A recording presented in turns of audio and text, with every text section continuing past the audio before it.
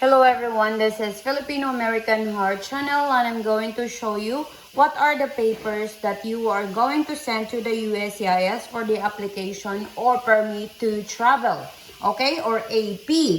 AP, as you can see all my videos and my visa to citizenship, all you have to do is watch all the videos and you will know what are those things that you needed.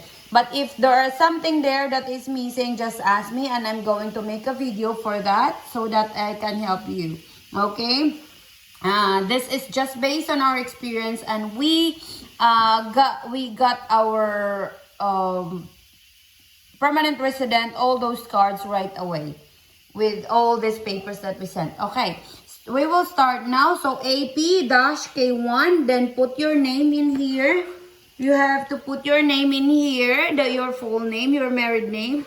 Then 2x2 picture size, which is, I have here two pictures.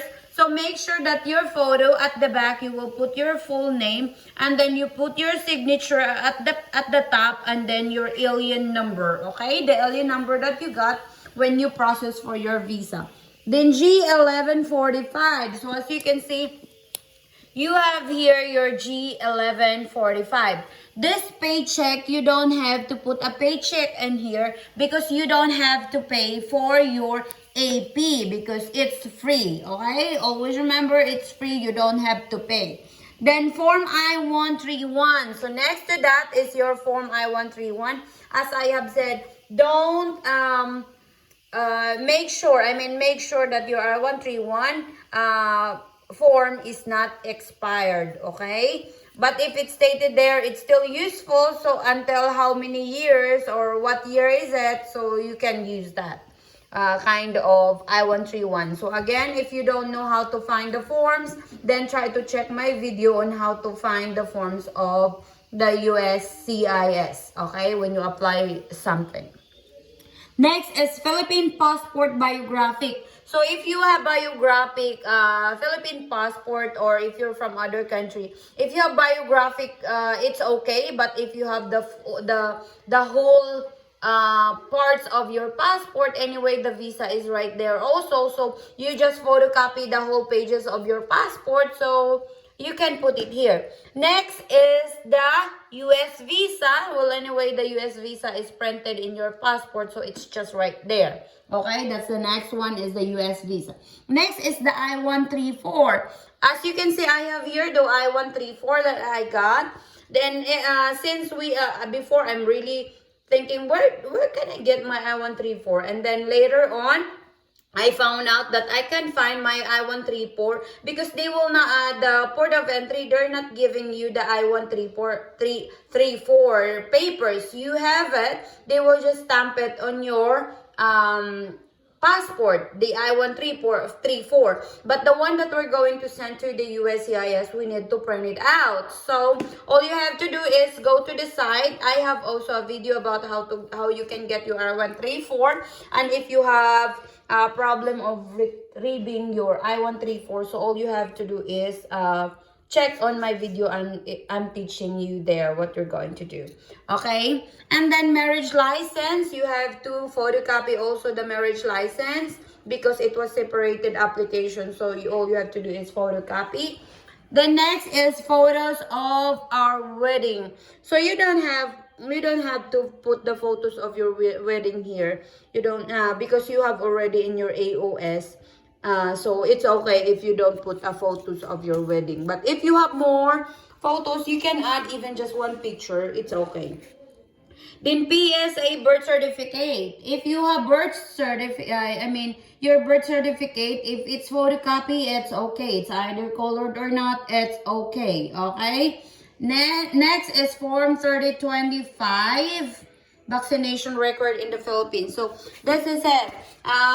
If you are from other country, I'm sure you have your vaccination record also. And us in the Philippines, we have 3025.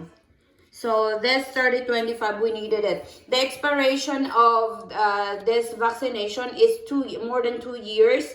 And the USCIS just required the 1 year. So it's okay. So our vaccination record is okay. Okay, so you will just send it there, a photocopy. Next is the vaccination record in the US. So as you can see, I have vaccination record in the Philippines 3025, and I have vaccination record in the US. I have that vaccination record in the US because I got a pneumonia vaccine and also flu shots. I mean flu shots and also pneumonia shots. So I included it there too. And the next is the I-797C. You can see this I-797C when you process for your visa before. So this is the receipt that you process your visa before. Then I-797. I-797 is the approval that you can apply for your visa. Okay?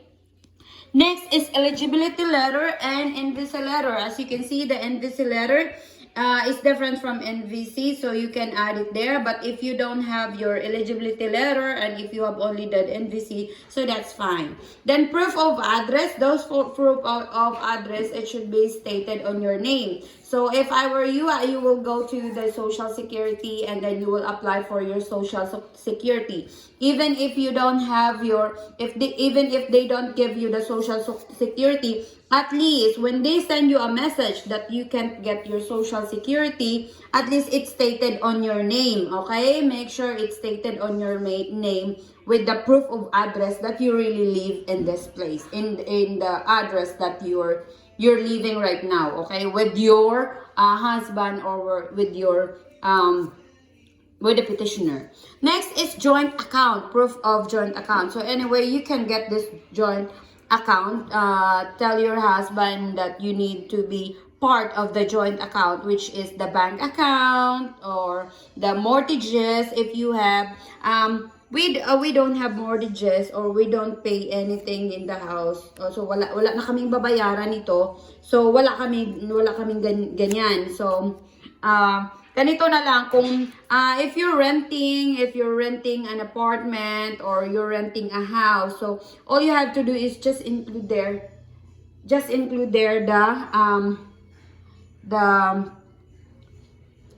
the payment that you need. Then water bill if you have, and if you have proof of dependents, so your insurances is there. Then your Social Security letters. Then if you have TOR, that's it.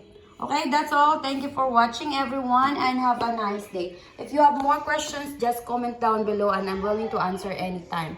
Bye-bye, everyone.